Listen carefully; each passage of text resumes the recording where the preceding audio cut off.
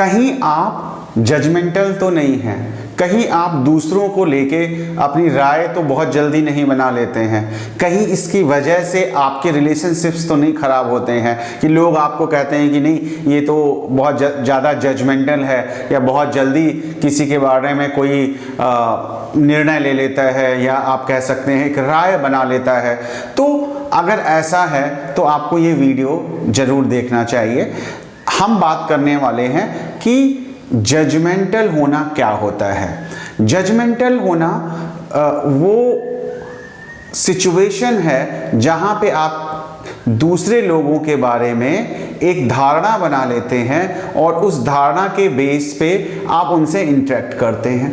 जैसे हमारे समाज में बहुत सारी धारणाएं बनी हुई हैं जो हम बचपन से सीखते चले आते हैं। जैसे मेल इस तरह के होते हैं, फीमेल फला तरीके की होती हैं। ये क्या है? ये सिर्फ स्टीरियोटाइपीज है, एक्चुअली धारणाएं हैं जो आपने बना रखी हैं। वो वैसे हैं या नहीं हैं हमें नहीं पता।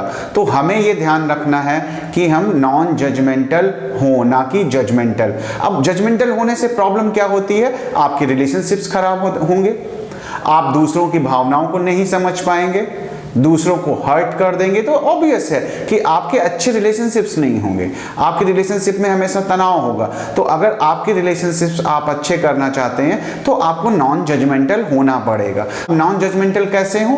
कुछ एक दो चीज़ें मैं बताता हूं। अगर आपको और जानना होगा तो आप कमेंट बॉक्स में लिख सकते हैं। मैं एक अलग सेपरेट वीडियो आपके लिए सिर्फ how to become non judgemental पे बनाऊंगा। तो समझते हैं कि कैसे हमें प्रैक्टिस करना है। कि सबसे पहली चीज एम्पैथी। अब एम्पैथी क्या होती है? कि दूसरे की भावनाओं को समझना, उसके कॉन्टेक्स्ट में अपने आप को रख कर।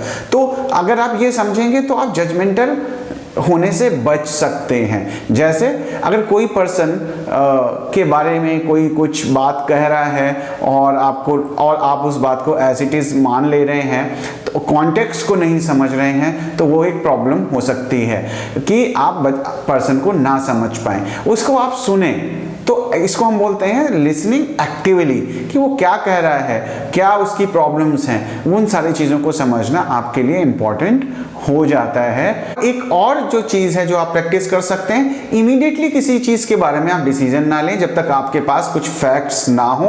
तो suspend your decision for some time, कुछ देर के लिए आप मत लो डिसीजन।